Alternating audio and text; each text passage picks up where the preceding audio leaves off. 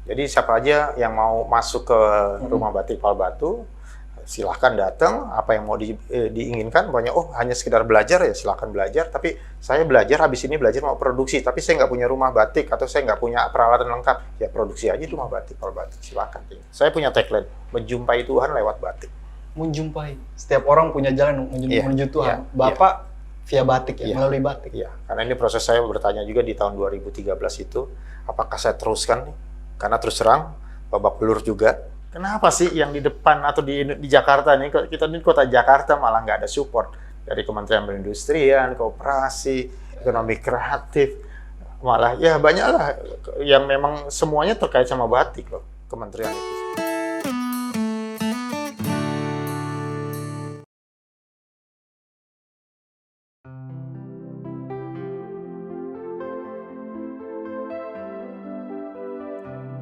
Batik bukan sekadar pakaian. Terkandung makna filosofis dalam setiap titik, corak, garis, bahkan warna dalam batik.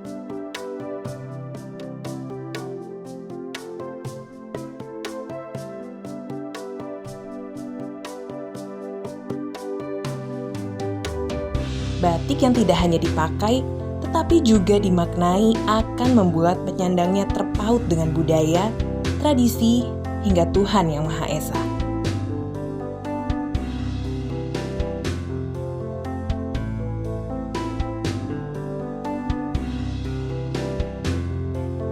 Assalamualaikum warahmatullahi wabarakatuh. Selamat kapan saja. Selamat siang, sore, malam, dini hari bahkan, atau pagi Anda mendapat hidayah untuk mengklik video ini. Berjumpa dengan saya Ipan dalam program Omset, omong seputar entrepreneurship. Program yang akan membahas kisah, kiat, atau sisi lain dari dunia wirausaha. Saat ini saya bersama seorang pakar batik atau pegiat batik beliau. Dan beliau juga adalah seorang socialpreneur yang menggeluti dunia dari hulu, hilir, dan muaranya batik. Langsung saja saya perkenalkan narasumber saya di episode pertama ini dengan Pak Hari Dwi Setianto. Terima kasih. Saya panggil dengan Pak Hari aja, Pak. Siap. Gimana kabar, Pak? Baik, alhamdulillah. Siap. Hari ini tadi sibuk apa nih, Pak? Pasti ada hubungan dengan batik. Alhamdulillah, hari ini ngajar anak-anak yang sedang PKL untuk batik, prosesnya produksi lah arahnya ke sana. Hari ini satu hari penuh benar-benar produksi. Benar-benar produksi. Iya. Tadi saya dikoreksi oleh Pak Hari ngomongin soal batik. Saya pede, ini batik cendrawasih ya Pak, motif cendrawasih. Ternyata kata beliau batik parang yang motifnya itu burung hong ya Pak. Ada motif burung hong. Nah itu. Dan ini juga masih ada kaitannya dengan Hari Batik Nasional nih Pak ya. Iya. Makanya kita ngangkat tema Batikku, Baktiku. Baik, pertama saya mungkin mau tanya terkait kisah nih Bapak. Pertemuan Bapak dengan batik itu seperti apa Pak? Ini panjang prosesnya. Dunia interior dulu saya awali kuliahnya, lalu masuk ke dunia printing karena interior saya punya usaha interior design habis-habisan karena uang biaya atau kegiatan kami modalnya habis dibawa teman. Yang kedua buka usaha cetakan. Alhamdulillah berjalan sampai 20 tahun, tapi ada titik di mana saya merasa perlu melakukan sesuatu untuk lingkungan saya, yaitu di Palbatu waktu itu, 2011. Nah, akhirnya dengan teman-teman gagas namanya Kampung Batik Palbatu. Penggagas Kampung Batik ya Pak? Iya. Kalau nggak salah yang pernah mencahin rekor juga Pak ya? Ada rekor muri satu, yaitu bikin motif terpanjang 133,9 meter di jalanan dengan warga siapapun kita ngelibatin untuk bikin motif seperti itu. Sampai akhirnya Bapak jadi socialpreneur ini berangkat dari keresahan apa sih Pak? Ya begini ya, Alih-alih mungkin batik dijadikan sebagai bisnis untuk menambah pundi uang, tapi Bapak justru menjadikan ini pemberdayaan masyarakat. ya Gimana? justru itu makanya saya sudah jalanin dunia percetakan waktu itu 20 tahun. Saya merasa harus berbuat sesuatu yang berbeda, yaitu memberdayakan lingkungan saya. Nah, kebetulan ajakan dari teman, sahabat saya, almarhum Budi Darmawan, ayo Ri bikin, namanya Kampung Batik, terserah nanti di mana. Ternyata dia pilih, udah di Palbatu saja. Nah, saya merasa sebagai warga Palbatu merasa, wah, oke, ini perlu saya jalankan, karena bentuk bakti saya kepada lingkungan, ya saya harus lakukan. Nah, ini Dan saya berpikir bahwa batik adalah ajang saya berkreasi nantinya. Mulainya dari situ. Dan hanya coba-coba aja waktu itu 2011. Menggagas dengan teman-teman Kampung Batik Palbatu. Ternyata sangat-sangat antusias warga Jakarta untuk yang tahu tentang batik. Karena jujur aja waktu bikin Kampung Batik, kami undang para pembatik, ada kurang lebih sekitar 20-an ya kalau nggak salah waktu itu, ada hadir di Palbatu. Ikut pameran kami, ikut menyampaikan tentang batik, tapi mereka tinggalnya di rumah-rumah warga Palbatu. Jadi saya pinjam nih rumah-rumahnya warga Palbatu di sepanjang... Di gang jadi Pak ya? Di Jalan Palbatu 4 dan 2, 1 saya pinjam. Pembatik yang datang saya tempatkan entah di ruang tamu, entah di teras, atau di bagian rumah yang diizinkan, ya kita bertanya, warga juga silahkan bertanya apa sih pengalaman atau suka dukanya. Itu saya pengen merasakan suasana acara itu benar-benar kayak di Kampung Batik. Dan alhamdulillah teman-teman akhirnya mendukung dan mendeklarasikan bahwa Kampung Batik Palbatu hadir di Jakarta, yaitu tanggal 22 Mei 2011. 22 Mei 2011 Pak ya. Di Kampung Batik sendiri kan ada workshop Bapak ya, di rumah batik nih Pak ya. Itu siapa saja Pak yang bisa ke situ dan berkegiatan, beraktivitas di situ? Ya, di 2011 sampai 2012 saya nggak punya rumah batik karena saya numpang di rumah-rumah warga untuk di terasnya atau apa untuk menjadikan workshop. 2011 waktu itu belum? 11, ya 12 juga belum. Ada base-nya lah ya? Nggak ada, masih mentrok masih pindah-pindah. Balik lagi karena saya baru mengedukasi warga. Belum ada pembatik satupun, termasuk saya bukan pembatik waktu itu. Nah 2013 lah, di Hari Batik 2 Oktober 2013, saya menempati suatu rumah, saya sewa bersama teman-teman, jadilah Rumah Batik Palbatu. Kegiatannya apa aja di situ Pak? Nah, bedanya gini, kalau rumah batik yang lain ya, kegiatan saya lebih mengedukasi. Mengedukasi siapa? Warga Palbatu, yaitu dengan cuma-cuma, dengan free, dan warga non-Palbatu dengan berbayar, dan maaf, tamu-tamu asing juga saya undang untuk hadir belajar batik. Seperti itu. Nah, yang terlibat siapa? Ya semua warga yang terlibat siapapun. Jadi cuma tidak sekedar ada Kak, rumah batik, tapi mengajak warga-warga sekitar juga untuk bergabung di kegiatan itu Pak ya. Jadi siapa aja yang mau masuk ke rumah batik Palbatu, silahkan datang. Apa yang mau diinginkan, pokoknya hanya sekedar belajar ya silahkan belajar. Tapi saya belajar, habis ini belajar mau produksi. Tapi saya nggak punya rumah batik atau saya nggak punya peralatan lengkap, ya produksi aja di rumah batik Palbatu, silahkan. Tapi sebelum saya lebih jauh Pak ngomong soal rumah batik, yang buat Bapak jatuh cinta tuh apa sih Pak batik? Ya, ini penting. Saya punya tagline, menjumpai Tuhan lewat batik.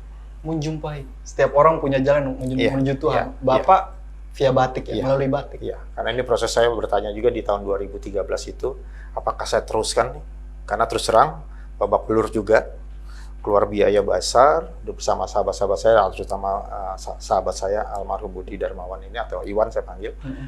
Ditambah lagi terus terang pro dan kontranya mendirikan kampung batik di setengah kota, malah merasa nggak mungkin bikin kampung batik dan nggak bakalan sukses bikin kampung batik di Jakarta. Ya saya pikir ya agak nekat juga idenya tuh Pak.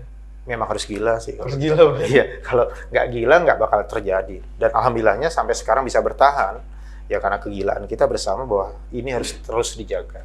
Harus terus dilestarikan seperti itu. Itu sih. Oke Pak. Dan akhirnya sampai sekarang berkegiatan rutin dari 2013 sampai sekarang Pak ya? Betul. Dan yang lebih asik lagi di saat berkegiatan saya bertemu semua pihak, siapa saja, banyak orang. Nggak bedain agama, nggak bedain suku, nggak bedain kemampuan. Karena ada teman-teman difabel juga, ada teman-teman cancer survivor, ada teman-teman, ya semua teman-teman yang mungkin saja baru tahu, ternyata di Jakarta ada tempat yang belajar membatik ya. Jadi itulah yang menjadi keasikan juga di saat mengedukasi batik. Mungkin kalau bagi Bapak membatik itu terapi juga Pak. Apa sih teman-teman cancer itu ya begitu? Apa yang Bapak rasakan gitu mungkin ketika membatik? Ini mungkin bisa dibagikan ke warga Mayang nih. Ya buat teman-teman semua ya bahwa batik itu adalah terapi benar. Itu adalah salah satu cara kita mengekspresikan. Kalau lagi kesel ya ekspresikan aja berkarya. Kalau lagi senang apalagi ya. Tapi artinya gini, batik itu kan adalah suatu cara kita berkomunikasi lewat kain. Kita bisa menyampaikan. Anda boleh mencanting sambil berzikir. Dan nenek moyang kita dulu begitu proses membatiknya. Dia diam, makanya kadang-kadang maaf pembatik tidak ada banyak bicara, tidak pandai bicara mungkin. Dia banyak berdiam, berkomunikasi dengan Tuhan lewat cantingannya dia. Ada juga yang memang dia sedang memikirkan masa depannya dia. Pergelutan pemikiran itu yang menjadi, makanya batik itu sesuatu adalah cara berkomunikasi. Ya ada cerita bahwa umpamanya batik itu dibuat oleh pembatik. Ya Tuhan, mudah-mudahan kain saya ini bertemu sama yang punyanya nanti, atau pemiliknya, atau pembelinya, atau peminatnya adalah orang yang tepat. Sampai sejauh itu Ya. Pak. Jadi proses-proses membatik itu proses manusianya. Makanya kalau di rumah batik, saya sering kali melibatkan teman-teman difabel. Anda jangan lihat kainnya, tapi Anda lihat siapa yang membuat dan prosesnya seperti apa. Teman-teman istimewa ini berbuat sesuatu dengan karya yang nggak kalah bagusnya dengan teman-teman yang normal. Gitu Pak. Nah, bicara sebagai social planner nih Pak, Ya. yang salah satu upayanya kan membangun kesadaran soal batik.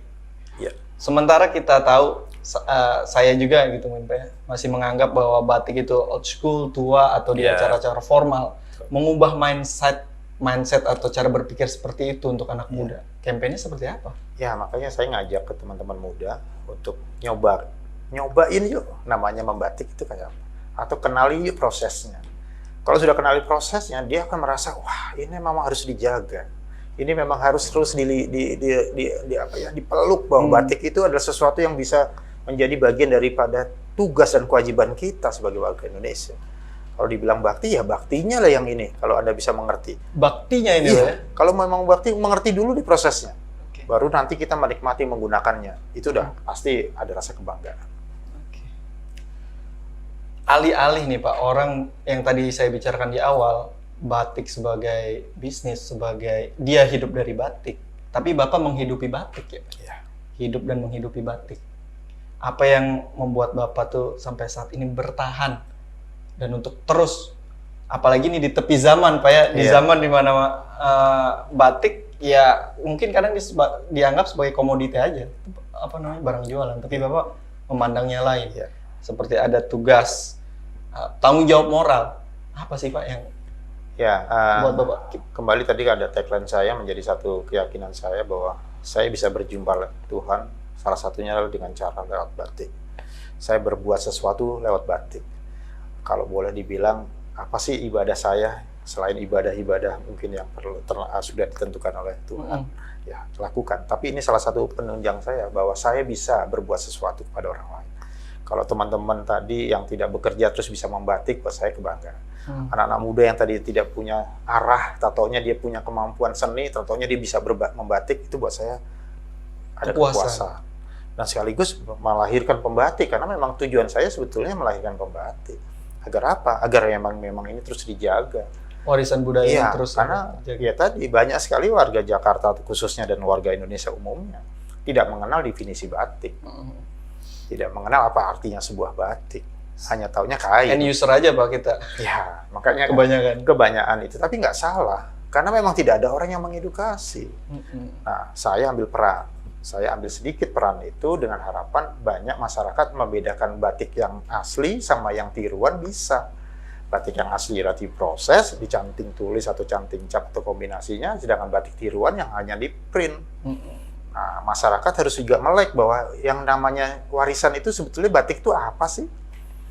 Jangan, maaf, beli di online harganya murah, yang penting bagus warnanya, harganya juga terjangkau, yang penting beli. Padahal itu maaf, mungkin kain-kain dari luar, yang motifnya punya Indonesia. Dan bukan dikerjakan oleh proses manusia gitu Manusia. Pak ya? Mesin Iya. mungkin. Saya senang kalau saya pakai batik yang mungkin kadang-kadang pengrajin lain saya juga beli, saya gunakan, saya merasa senang. Apalagi teman-teman difabel yang pada saat karyanya saya beli, boleh Pak, saya beli. Saya merasa bukan masalah saya lihat bagus enggaknya kain atau warnanya, tapi bahwa ini karya manusia yang hebat juga, karya orang-orang istimewa. Lebih bangga dan lebih puas artinya Pak, Iya, menggunakan karena batik yang asli. dikerjakan. Betul.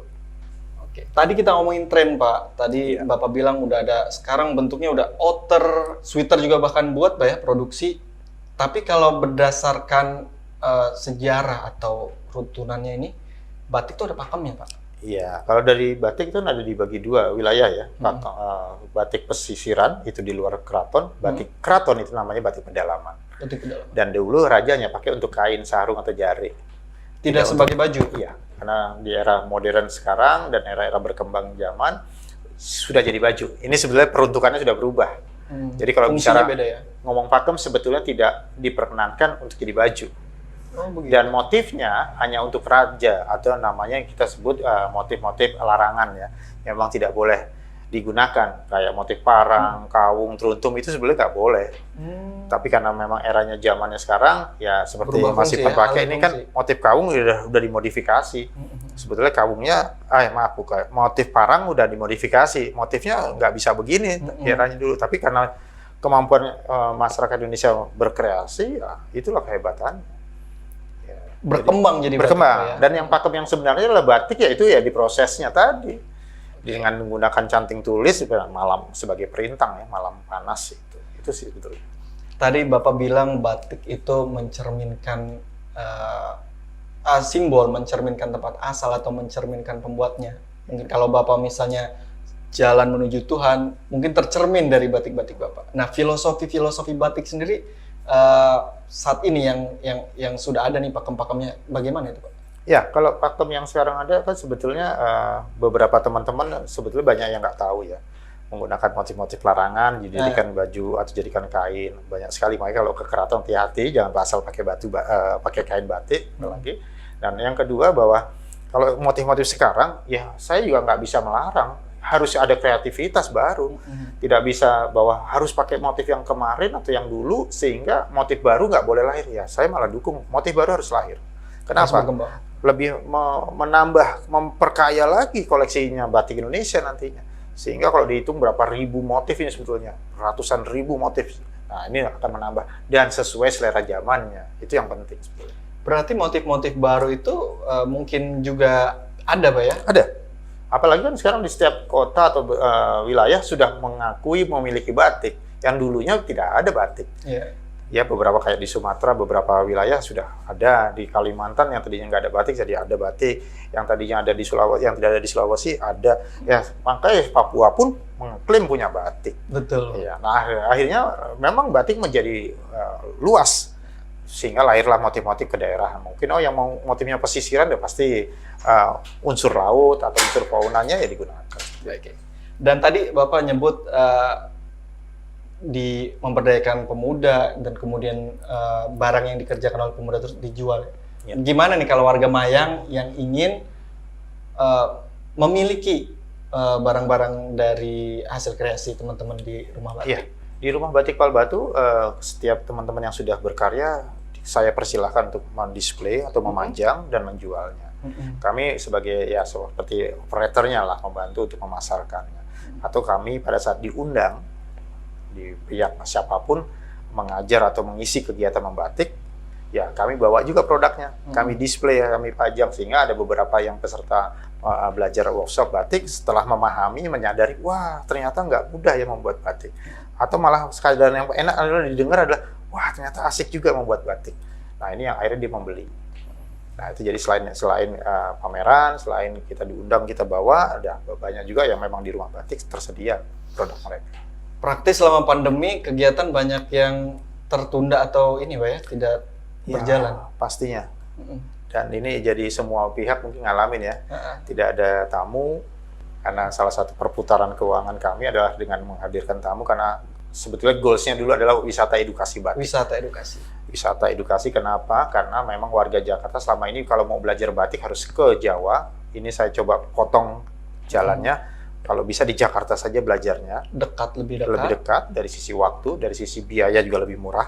Dari sisi kemampuan lain-lainnya, semungkin dari sisi berkomunikasi kami juga mungkin bisa lebih menyempurnakan. Yaitu menjadi solusi juga buat yang mau belajar batik. Saya ingin tahu terkait tren batik saat ini, tapi sebelum itu saya mau tanya juga Pak. Ya. Ke depan ini kan sudah mulai dari PPKM sudah mulai, Jakarta sudah hijau, Ya. bahkan sudah ada yang dibilang begitu. Apa rencana untuk mulai bangkit lagi nih? Ya, saya sudah canangkan dari semenjak lockdown dibuka, tidak ada lagi lockdown, itu saya canangkan 1000 kain namanya. 1000 kain? Iya, berkarya dengan 1000 kain, melibatkan teman-teman difabel, teman-teman cancer, dan ibu-ibu dan anak-anak muda untuk menciptakan kain-kain sebanyak 1000. Mungkin nggak masuk akal ya, tapi harus saya jadikan masuk akal. Karena apa? Justru dengan 1000 kain itulah saya punya optimis bahwa kain-kain itu akan dilihat dan dirasakan oleh banyak masyarakat luas. 1000 kain buat saya kelihatannya kecil atau malah sedikit, buat orang lain mungkin besar, buat saya kecil. Kenapa? 1000 kemungkinan doa di situ ada. Sejauh itu Pak ya? Iya, dan harapan saya nanti naik lagi jadi 10.000 atau 100.000 kain yang akan kami buat di Jakarta. Dengan harapan melibatkan banyak orang, bisa memberdayakan banyak pihak, dan siapapun bisa terlibat di sini. Dan saya tidak menganggap bahwa ini kegiatan saya pribadi. Seperti itu. Virus coronanya musnah, tapi virus membatiknya harus tersebar nih Harus, Pak ya? iya. Karena nggak cuma sekedar teori, membuat batik begini, karya-karyanya mana yang bisa mereka buat. Dan saya tantang anak-anak muda, ayo buat batik. Dengan 1 hari bisa nggak? Bisa, saya bilang. Bisa Pak ya? Bisa. Dalam 1 hari bisa membuat batik, bisa. Karya kalian sendiri, kalau seni sendiri udah kreatif. Yang penting prosesnya benar, yaitu dengan canting tulis atau canting cap. Sudah, beres. Jadi batik bukan hanya sebagai pekerjaan yang tidak menghasilkan, tapi Bapak juga mengajarkan bahwa batik bisa Pak ya? Iya. Proyeksi rumah batik seperti itu Pak? Iya. Mengajarkan seni, tapi mengajarkan bagaimana cara mengkapitalisasi juga? Iya, sepanjang bahwa karya seni itu bisa dinikmati oleh diri kita dan orang lain, itu ada bisa menciptakan nilai ekonomi ya, dengan harapan pelestarian. Karena begini, batik kalau dibuat atau diproduksi tidak ada nilai ekonominya, ya sebatas hanya memproduksi saja, ya untuk ketertarikan anak muda juga tidak akan ada mungkin. Dengan harapan bahwa ada entrepreneur muda yang bergiat di batik bisa menciptakan, bisa, saya yakin, saya bisa dorong teman-teman muda yang mau, ayo saya mau jadi pengusaha Pak Aryo, ayo silakan. Pengusaha batik, saya siap. Tangan terbuka Pak ya? Iya, kalaupun saya nggak punya modal kain, saya kasih dulu bahan sampai bakunya. segitu Iya, ya? karena saya pengen juga ini jadi apa ya, realistis bahwa ini bisa diwujudkan, nggak sekedar teori. Dan akhirnya buat di Jakarta banyak pengrajin batik, karena selama ini apa, Mas Ivan? Batik Jakarta yang bikin bukan orang Jakarta. Batik Betawi itu maksudnya? Iya. Pengrajinnya karena nggak banyak, hanya ada dari mungkin yang dari Jawa datang ke Jakarta membuat kain. Motifnya Jakarta atau Betawi, atau desainnya dari sini yang buat di sana, nggak salah. Cuman kalau saya bisa melahirkan batik di Jakarta, buat saya ada kepuasan, dan sekaligus ini tindak nyata yang harus saya Salah satu misi rumah batik itu Pak ya, Betul. melestarikan batik Betawi. Kalau boleh tahu batik Betawi yang seperti apa Pak? Kalau batik Betawi dari sisi warna, pastinya warnanya warna-warna pesisiran. Kalaupun motif selama ini saya masih agak sedikit bertentangan, karena banyak sekali orang kalau lihat batik Betawi itu pasti gambarnya ondel-ondel, Monas, atau unsur-unsur umumnya seperti itu. Nah, saya mau ngajak teman-teman muda berkreasi.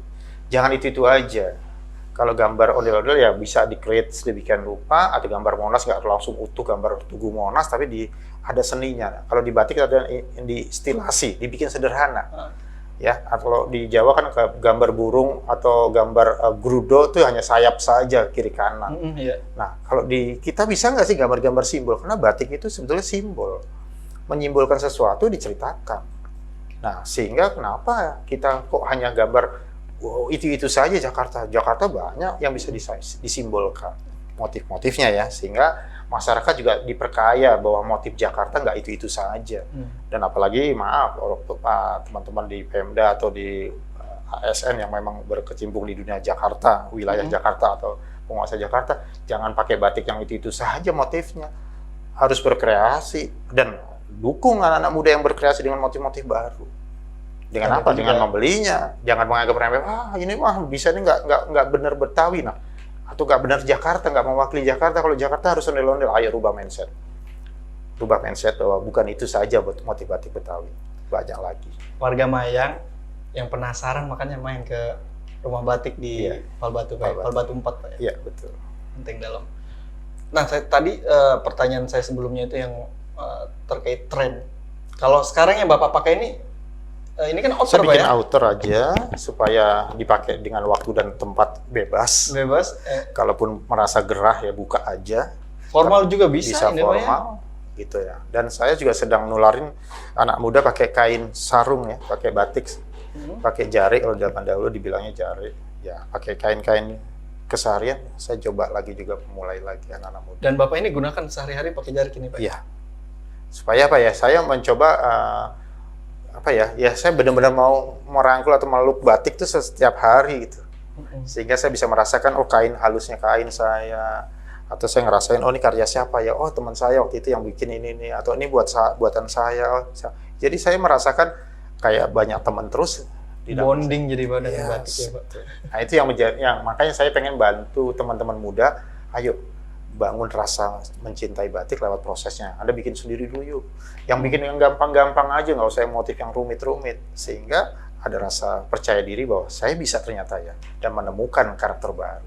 Tapi kalau mau buat yang mau penasaran sebelum misalnya nanti main langsung, boleh cek Instagram juga ya Pak? Ya. Instagramnya di mana Pak? Di rumah_batik_palbatu, atau gampangnya ketik aja rumah batik Palbatu. Itu Instagramnya rumah batik Palbatu. Kalau saya My Bakulan Unik. My Bakul Bakulan unik. Bakulan itu jualan sesuatu yang unik. Bakulan sesuatu yang unik Iya, ya Pak ya. Bahasanya seperti itu. Tapi Bapak sebagai socialpreneur Pak, orang-orang yang pegiat batik di Jakarta sendiri ada Pak komunitasnya? Kalau komunitas banyak ya, komunitas batik atau asosiasi juga ada. Cuman makanya saya lebih kepada rumah batik itu mewadahi teman-teman atau ibu-ibu di sini semuanya punya usaha masing-masing. Saya jadikan satu bersama kami di rumah batik Palbatu dengan harapan kita belajar bareng. Dan apa yang sudah saya berikan dengan teman-teman, saya nggak mau lepas. Saya tetap dampingi supaya hasilnya tetap ya balik lagi tadi. Kalaupun ada kekurangan, tambah ilmu. Kadang-kadang kita juga jalan ke pengrajin batik di daerah untuk tur batik supaya ngelihat, oh ternyata pengrajin batik itu kayak ini. Nah itu yang buat kita juga memperkaya wawasan kita. Dan juga Iya. kreasinya bisa lebih bertambah Iya, Pak. betul. Dan untuk event-event yang Bapak ikuti skala nasional atau internasional juga Pak untuk kampanye batik ini? Kalau sebelum COVID, saya ikut Hong Kong Fashion Week. Saya berangkat ke sana, saya bawa batik-batik karya saya dengan teman-teman saya di Palbatu, tapi saya pakai pewarna alam. Karena Pewarna alam itu maksudnya yang dari memang tumbuhan. hasil dari alam. Ya, pewarnanya memang dari tumbuhan. Jadi memang di batik Sama itu ada sekali dua. nggak ada unsur kimianya. Enggak, iya, makanya di batik itu ada dua karakter warna alam maupun warna sintetis atau kimia. Pilihannya itu sih dua. Tinggal kita waktu itu karena misi saya bawa keluar supaya bisa diterima oleh masyarakat luar, ya saya pakai yang ramah lingkungan, yaitu batiknya yang pakai warna alam. Warna alam Pak ya. Gitu. Tapi sejauh ini yang sering digunakan di rumah batik oleh Sekarang saya pakai warna batik. sintetis karena warna alam dari sisi bisnis bukan nggak bagus, tapi untuk proses membuatnya lebih panjang dari warna sintetis, bisa berhari-hari karena prosesnya berbeda sekali dengan teknik celup yang per satu kain bisa sampai 20 kali celup baru bisa dapat warna gelap. Warna biru tua itu prosesnya panjang. Kalau di warna sintetis bisa pilih warna. Dan bersyukur sekali dengan batik saya juga bisa pernah ngajar di Singapura dengan teman-teman di Singapura ya, sehingga saya bisa batik itu bisa, kalau teman-teman muda mau ngeluti batik Anda bisa keliling dunia. Dan memang itu canangan saya tahun 2022 saya bawa batik ke 20 negara harapannya. Go internasional. Go internasional dengan saya memperkenalkan batik, tapi juga batik yang bisa menginspirasi. Karena saya bawa teman-teman Cancer dan teman-teman Tuli dan teman-teman yang memang pengen menyampaikan pesan terhadap dunia bahwa batik itu identitas Indonesia. Dan memang tamu asing kalau ke Indonesia biasanya pakai baju batik Pak ya? Ya, ada mereka merasa pengen jadi orang Indonesia Gitu, dengan batik ya, salah satunya seperti itu. Dan kebetulan ini kan di Menteng Dalam. Mungkin Obama kalau waktu itu Bapak udah ada, Obama sudah pakai batik juga, Pak? Iya, waktu kita udah berjalan. Cuman memang balik lagi. Saya juga butuh peran serta pemerintah ya, khususnya di Jakarta. Saya juga kadang-kadang bingung juga. Saya di Jakarta, tapi belum ada peran yang pemerintah daerah yang ikut membantu saya. Sejauh ini Bapak mandiri saja Pak? Mandiri aja. Saya bingung juga. Makanya saya berharap dengan medianya Maya. Wah, bisa nih Pak diprovokasi di sini. Iya. Kenapa sih yang di depan atau di Jakarta nih, kita di kota Jakarta malah nggak ada support dari Kementerian Perindustrian, Koperasi, Ekonomi Kreatif, malah ya banyaklah yang memang semuanya terkait sama batik loh, kementerian itu sebetulnya banyak sekali. Nah, saya himbau, saya nggak akan sanggup mempertahankan batik kalau sendirian. Betul Pak. Saya Ini butuh kerja peran serta bersama, pemerintah, betul, iya. Dan ini tanggung jawabnya negara buat saya sebetulnya. Tapi saya ambil peran supaya paling tidak mengisi celah kosongnya yang memang selama ini mungkin kalau bicara hanya jargon-jargon keberpihakan kepada UMKM batik ya saya tuntut. Iya. Keberpihakannya Mana seperti janjinya? apa? Iya, itu sih. Baik. Warga Mayang, batikku baktiku ini bagi Pak Hari bukan sekedar jargon Pak ya. Betul. Bukan sekedar janji tapi memang digeluti. Berarti sekarang hampir sudah berjalan 10 tahun. Dan program ini semoga bisa bukan memprovokasi. Kalau provokasi itu jatahnya program lain. Tapi setidaknya bisa mendorong Anda untuk memulai, untuk mandiri agar tidak menjadi beban keluarga, beban tetangga, apalagi beban negara. Cukup sekian dari saya dalam program Omset di episode 1 ini. Saya Ipan. Dan saya Hari dari Rumah Batik Pak Batu. Assalamualaikum warahmatullahi wabarakatuh. Salam. Terima kasih warga Maya yang telah membersamai kami dalam episode pertama omong seputar entrepreneurship atau omset ini. Jangan lupa ditunggu sumbang sarannya di kolom komentar dan like, komen, dan subscribe jangan lupa. Sebarkan juga ke teman-teman kalian. Terima kasih. Assalamualaikum warahmatullahi wabarakatuh.